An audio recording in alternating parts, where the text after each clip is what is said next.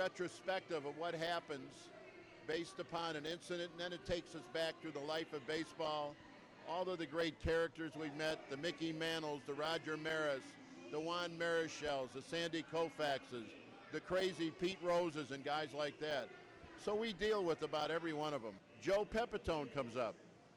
And Joe comes up and he says, hey, I want one of them damn things too. You make sure you throw me one of them things too. And I threw him as hard a fastball as I've ever thrown in my life behind his head. And all you saw was elbows and butt cheeks getting out of the way. I hate his guts. Those were not the words of a bitter rival looking across the diamond. Those were not the words of a fan in the opposing city or a reporter who had it out for him from the start.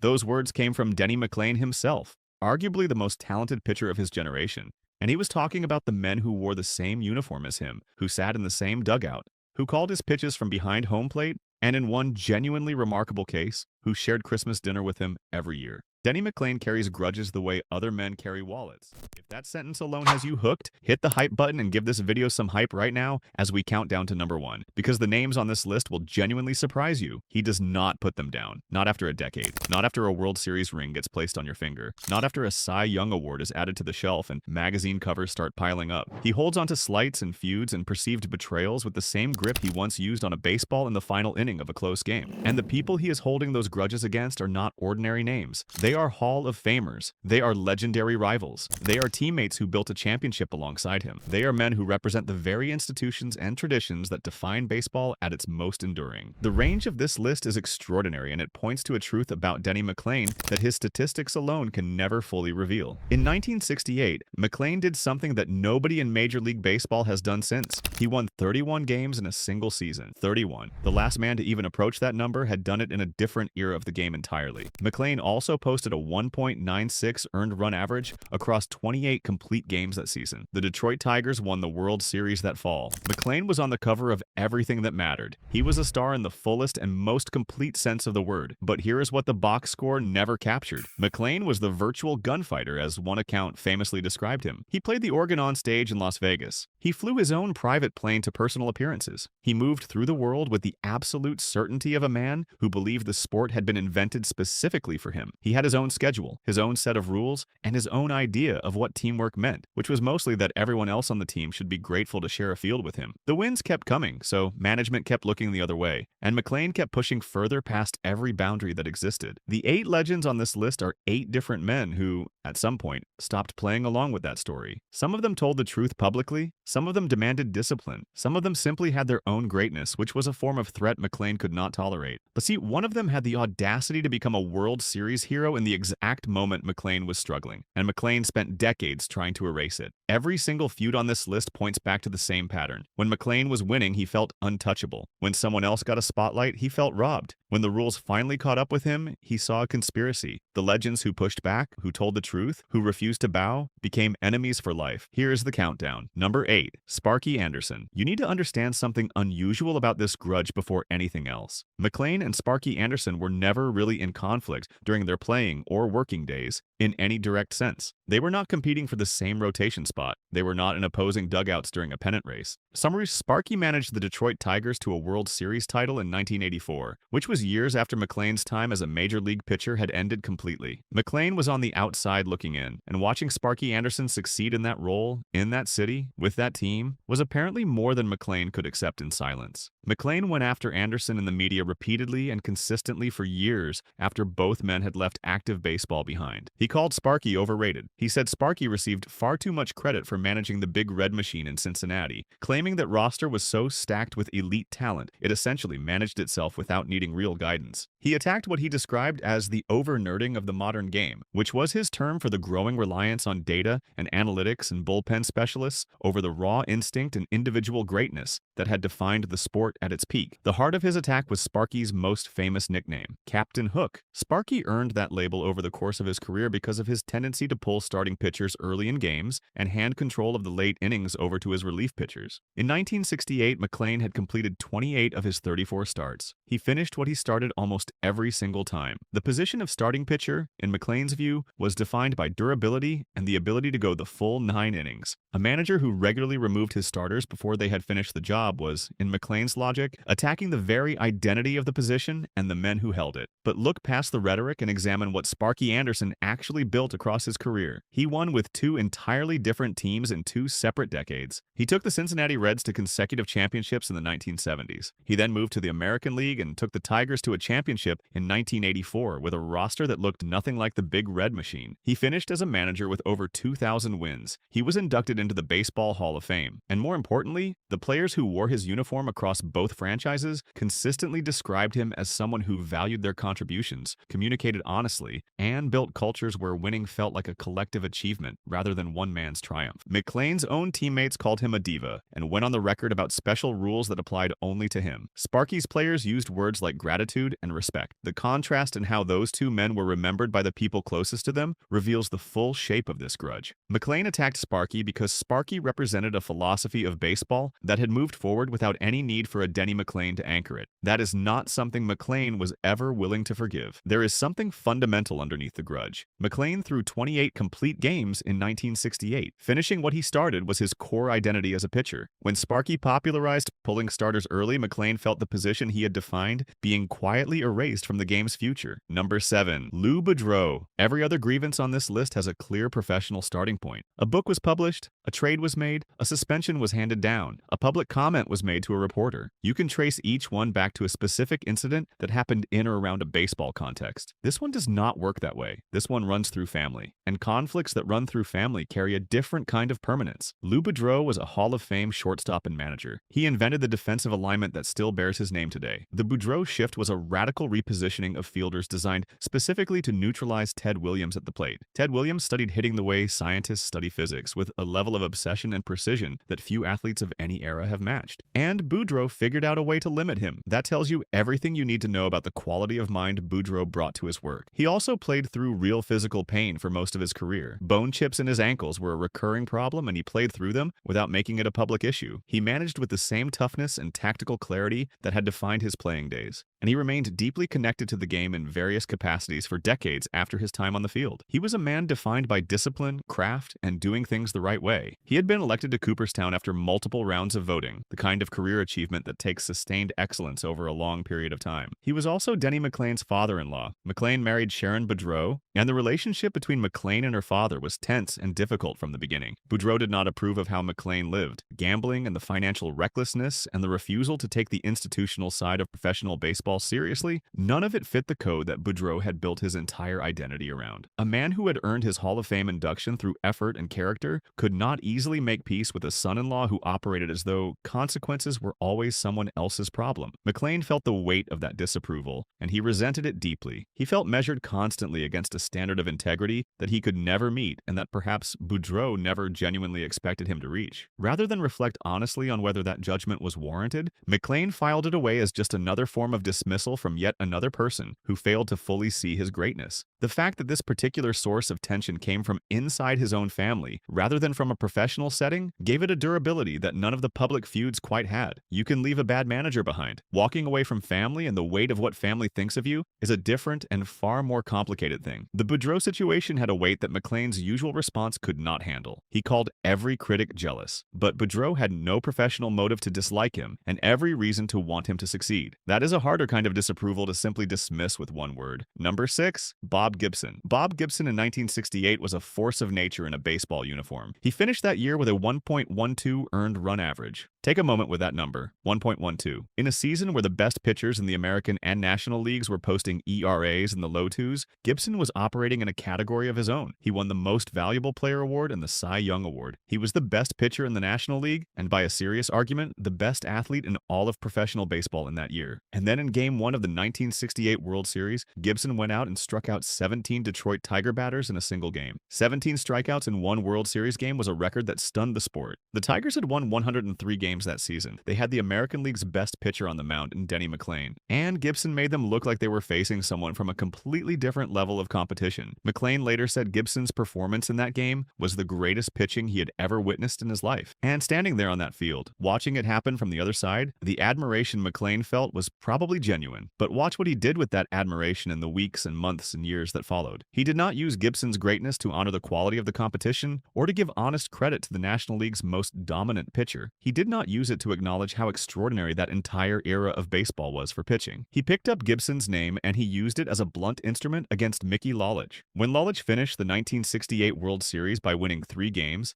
including the decisive Game 7 matchup directly against Gibson, McLain went public and declared that he would not trade one Bob Gibson for 12 Mickey Loliches. He said it after Lolich had been named the series MVP. He said it publicly, where everyone could hear it. He reached for the one name in baseball that no one could dispute and deployed it specifically to minimize what his own teammate had just accomplished in the most visible and important games of the season. That is what separates this from a straightforward professional rivalry between two great pitchers. McLain and Gibson competed at the highest level in the same era. Their paths crossed in the 1968 World Series in a genuinely historic way, but McLain used Gibson strategically. He elevated Gibson's legend to an unreachable height, precisely because it allowed him to position everyone else, every teammate, and every critic as permanently below that height. If Gibson was the only pitcher worth genuinely respecting, then all of McLain's teammates were secondary figures by definition. It was a way of settling arguments before they began. There is also a reason Gibson was safe to admire. He was in the other league, not a daily presence in the same building. Praising someone from across the league cost McLain nothing. The men in his own dugout were the actual threat to his position and story. It says more about McLain's need to control the whole narrative than it says about any genuine feelings toward Gibson. Gibson never asked to be used this way.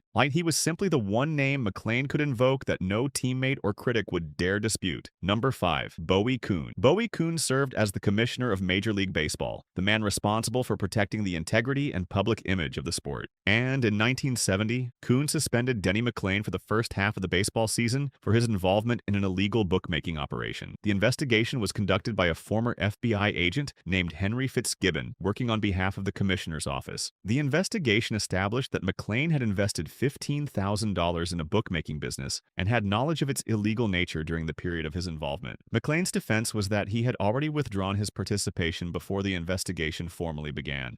Kuhn's office ruled that the withdrawal did not erase the involvement, that McLain's presence in those circles during the period in question posed a real threat to the integrity of the game, and that the suspension was warranted. It covered approximately the first half of the 1970 season. McLain had not been back long before the second suspension arrived. He was found to have carried a firearm on a team plane, which resulted in another suspension layered on top of the first. 2 separate disciplinary actions in the same calendar year. The combined damage to his public reputation was severe, and his performance on the pitching mound had also begun to decline during this same period. The two things together, the reputational collapse and the physical decline, created a situation his career could not recover from. McLain's response to Kuhn was one of the most sustained grudges on this entire list. He called Kuhn a stuffed shirt and a hypocrite. He argued that Kuhn had specifically targeted him, using a talented and prominent player as a public example to demonstrate that the commissioner's office was serious about cleaning up the game's reputation. His core complaint was that other players were involved in gambling activities and associations similar to his own, without facing any equivalent scrutiny or punishment. He named Pete Rose specifically as an example of someone he believed was being handled with a lighter touch by the same institutional authority that had come down on McLain with full force. McLain's complaint about selective enforcement was not without basis. Baseball's history on discipline has never been perfectly uniform, but that argument ignored his own position. By 1970, he had a gambling investigation and 2 separate suspensions. That made him a prominent and specific concern for the commissioner's office. There is real irony in the fact that McLain spent years complaining about inconsistent enforcement when his time in Detroit was built on special treatment no other player received. He knew the value of different rules. He just wanted to be the one setting them. Number 4. Ted Williams. Of all the feuds on this list, this is the one that actually ended Denny McLain's career. Not the gambling investigation alone, not the suspensions by themselves, this one. Because McLain survived the suspensions at least well enough to keep pitching at the major league level. What happened in Washington in 1971 was something from which he never professionally recovered, and the grudge he built against Ted Williams in that single season outlasted almost everything else in his professional life. McLain was traded to the Washington Senators before the 1971 season. The man managing that team was Ted Williams, the the Hall of Fame hitter known as the Splendid Splinter, universally recognized as one of the greatest pure hitters in the history of the sport, and the last player to hit over 400 in a single season. Williams had approached the science of hitting with a precision and obsession that set him apart from virtually everyone who ever played the position. And he brought that same demand for rigor and preparation to managing. He wanted structure. He wanted players who showed up ready to work every single day, regardless of reputation, regardless of past achievement, regardless of how famous your last great season had been. McLain and Williams clashed from the very beginning of their time together. McLain described Williams as the most miserable human being he had ever encountered in his professional life. He said Williams was a man who did not genuinely like anyone, who operated entirely from ego, and who did not even want to be managing a baseball team in the first place. He said that playing for Ted Williams was worse than being in jail, and that jail would have been the preferable option. These were not quiet private complaints. McLain made them publicly, and he made them repeatedly. Williams had no patience for any part of McLain's approach to professional baseball. He saw a pitcher who had produced something extraordinary in 1968 and had been coasting on that legacy ever since, while doing none of the ongoing work that sustained excellence requires. In Detroit, McLain had been sheltered by a management structure willing to look the other way because of his performance. Williams was not willing to look the other way. He demanded that every pitcher on his staff prepare properly and show up fully. For McLain, who had operated under a different agreement for years, that demand felt like an attack. The 1971 numbers are among the worst by any pitcher in the American League during that era. McLain started 32 games and lost 22 of them, a loss total that led the entire league. His ERA finished at 4.28. The Washington Senators relocated to Texas after that season ended, and McLain's time as a major league pitcher of any consequence was essentially finished. He was 30 years old. The grudge McLain built against Williams is the one that most clearly reveals the gap between the story McLain told about himself and what was actually happening. His decline had not started with Ted Williams. It had started with the gambling, the suspensions, the deteriorating arm, and the years of refusing to do the maintenance work that sustained performance requires. Williams inherited a problem. He simply refused to pretend it was something other than what it was. For McLain, that refusal was the crime. Number 3, Mayo Smith. Here's the question that makes this grudge so strange when you first encounter it. Why would Denny McLain carry years of resentment toward the man who managed him through the greatest season of his life? Why dismiss and criticize the person who was standing in that same dugout on the night McLain recorded win number 31? On the surface, this grudge makes no sense at all. Mayo Smith managed the 1968 Detroit Tigers to a World Series championship. He was in the dugout for 103 wins. He managed a roster with real internal tensions, with a pitching staff anchored by 2 starters who were famously cold toward each other, and he navigated all of it to the best possible outcome a baseball team can achieve. By any reasonable external measure, Smith was a successful manager at the most important moment of his entire managerial career. McLain's view was entirely different. He described Smith as a manager who simply stayed out of the way. He said Smith lacked genuine control over the team, that he was passive and non-confrontational to a degree that represented a failure of leadership rather than a management philosophy. For McLain, a manager who did not impose his authority and his vision on the men around him was not really leading anything. He was just occupying the position while the talented players did the actual work. The specific issue McLain returned to most consistently was how Smith handled internal conflict on that roster. There was a serious and documented clash between Smith and pitcher Joe Sparma, a conflict that affected the clubhouse atmosphere for an extended period and that Smith never fully resolved in McLain's estimation. McLain pointed to that situation as evidence that Smith was too passive and too conflict-averse to be a real manager. A leader needed to establish clear standards and enforce them when things got difficult. Smith, in McLain's view, did neither. The rich irony in this position is something McLain apparently never fully grasped. He was the primary source of the most consequential internal inequality in that clubhouse. His special schedule, his exemptions from normal team expectations, his ability to operate by rules that applied to no one else on the roster, all of that was documented and observed and eventually published. And the person who allowed it to exist was the manager McLain was now criticizing for failing to enforce consistent standards. There is a deeper logic to why McLain needed Smith to be seen as passive. If Smith stayed out of the way, McLain was the reason the Tigers won. If Smith contributed as a real leader, the title belonged to the whole team. McLain was never accepting that. The deeper truth is that McLain could not accept a version of the 1968 season in which credit was shared. He needed to be the reason it happened. Every other honest reading of that year was a story that simply could not coexist with his own. Number 2, Bill Freehan. Bill Freehan had offers from other teams that would have paid him more money. He turned them down to play for his hometown. He was a Detroit native, a Detroit kid who grew up watching the Tigers and chose to stay with them rather than take the largest available check somewhere else. Over the course of his career, he made 11 All-Star appearances and won 5 Gold Glove awards at catcher, one of the most physically demanding and technically complex defensive positions in baseball. He was the steady, reliable core of one of the best pitching staffs the American League produced in the 1960s. When the Detroit Tigers were at their best, Freehan was a central reason the pitchers around him could function at that level. In 1969, the year following the World Series championship, Freehan kept a handwritten diary throughout the entire season. Every day he wrote down what he was observing, what was being said in the clubhouse, what was happening inside the organization as the defending champions tried to build on what they had accomplished. And eventually, he published that diary under the title Behind the Mask. The book was specific. It was not vague about feelings or general impressions. It was detailed about what Freehan had personally witnessed, and it laid out a clear and documented picture of 2 separate standards operating inside the same professional organization. One set of rules governed every other player on the Detroit Tigers roster. A separate set of rules governed Denny McLain exclusively. Freehan described McLain scheduling dental appointments on game days to avoid having to appear at the ballpark. He described McLain skipping batting practice. He wrote about McLain refusing to participate in fielding drills. He described McLain leaving the stadium early on days he was not scheduled to pitch. He put it plainly in the text. The rules for Denny simply did not appear to be the same rules that applied to any other player on that team. McLain's reaction was immediate, and it never moderated over time. He called Freehan jealous of his fame and his salary. He accused his longtime catcher of deliberately sabotaging his reputation at the exact moment when the gambling investigation was already doing serious damage to his public standing. He said Freehan had betrayed him and used the book to make him look like a punk and a rebel who could not be trusted. He took the publication entirely as a personal attack and never examined any of it on the merits of what it actually described. What McLain called jealousy was something quite different. Freehan had spent years watching one player operate under a fundamentally different agreement, while he and every other teammate held to a higher standard every single day.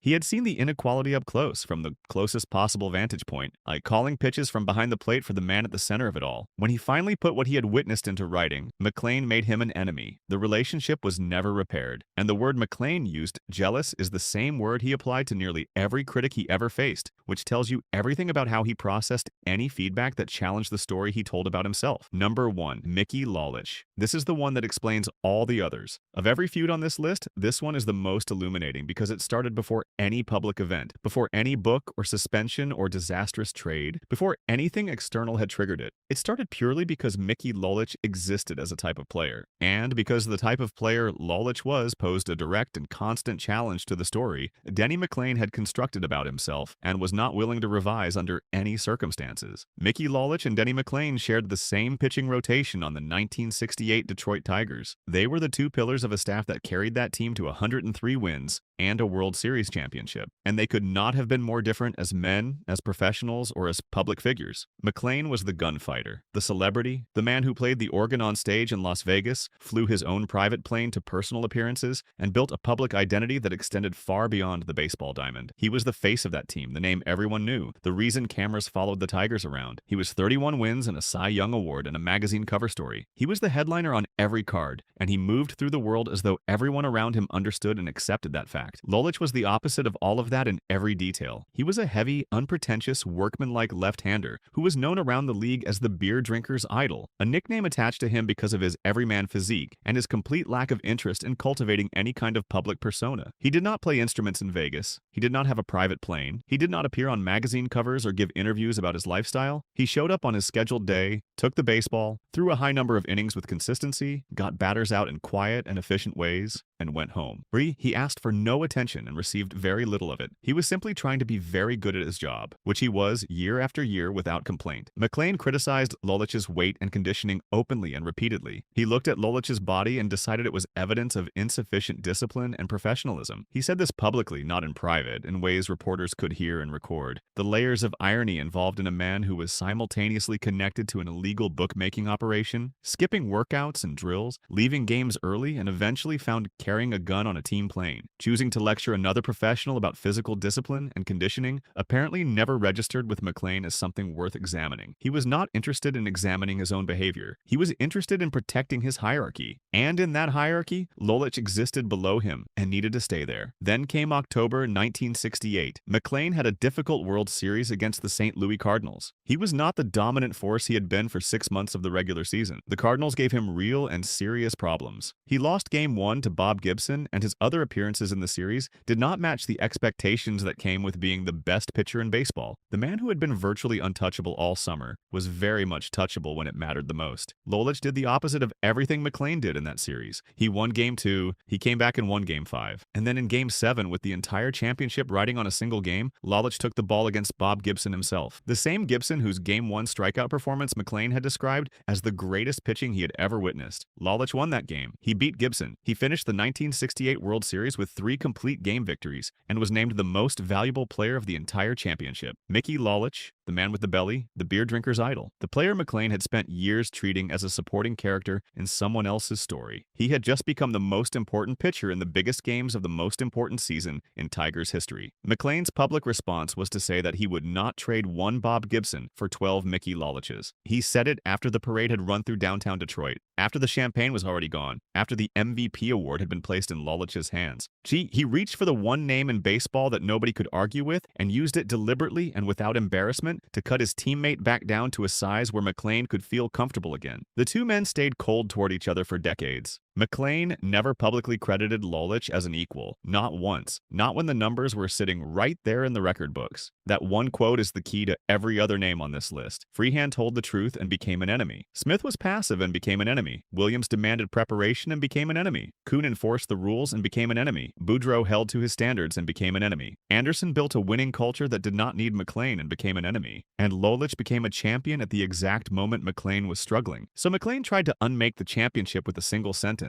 The pattern across every feud is always the same. Anyone who gets something McLain believed belonged only to him, or who simply refuses to accept the story he tells about himself, becomes an enemy for the rest of his life. Before the final word on all of this, 2 more names caught some stray fire from McLain over the years that are worth a brief mention. These are not part of the main 8, but they paint the same picture perfectly. Joe Pepitone stepped up to the plate on September 19, 1968, right after McLain had deliberately grooved a pitch to allow Mickey Mantle to hit career home run number 535. McLain genuinely idolized Mantle and wanted to give the aging legend that moment. The stadium rose and gave Mantle a standing ovation. Then Pepitone came up next and signaled to McLain that he would appreciate the same treatment. McLain responded by throwing a fastball directly over Pepitone's head. Mantle had earned that reverence in McLain's private ranking system. Pepitone had not. Only McLain got to decide where that line was and who stood on which side of it. Jim Northrup was another key contributor to the 1968 championship, who eventually went on the record about McLain's behavior inside that clubhouse. He called it exactly what it was, a diva act supported by double standards that every player on the roster could see. McLain called him jealous and a lesser player who could not appreciate what genuine stardom demanded. Same word, same response. Every single time, with every single critic, for his entire career. Baseball in 1968 was something rare and worth remembering clearly. The game was pure that season. The pitchers dominated in ways the modern era has not replicated. Gibson posted that 1.12 ERA. McLain won 31. Lolich finished a World Series in 3 starts. Freehan was behind the plate for all of it, calling pitches and holding the defense together through the most intense games of that entire decade. Williams brought the same obsessive precision he once applied to hitting to the work of managing a professional baseball team. These were extraordinary men, competing at the highest level the sport has to offer. The real lesson buried inside all of these feuds is one that the game keeps teaching regardless of era. Baseball at its best is not a solo act. It is built on the catcher calling the right pitch in the right situation. It is built on the workhorse pitcher taking the ball in Game 7 with no margin for error and not flinching. It is built on managers who hold their rooms together through the parts of a long season that nobody highlights, and on commissioners who protect the integrity of the sport even when it is unpopular to do so. It is built on the understanding that the game is always bigger than any single person inside it, and that the best thing any player can do is add to something that outlasts him. McLain had the genuine talent to sit at the very top of that world. He had it in real abundance. For one extraordinary season, he used it to accomplish something that modern baseball has not seen repeated. But he could never let anyone else have their moment without calculating what sharing that moment cost him personally. And so he ended up carrying the records, the rings, and a full ledger of grudges all the way through his life, still certain that every man who ever challenged him was wrong, and every person who ever questioned him was simply too small to understand. 8 legends. 8 feuds. One man who could have been remembered purely for 31 wins and the greatest pitching season of the modern era, and who chose instead to also be remembered for everything that came after it. Drop a comment below and tell us which feud surprised you the most. Like this video, subscribe to the channel, and we will see you in the next one.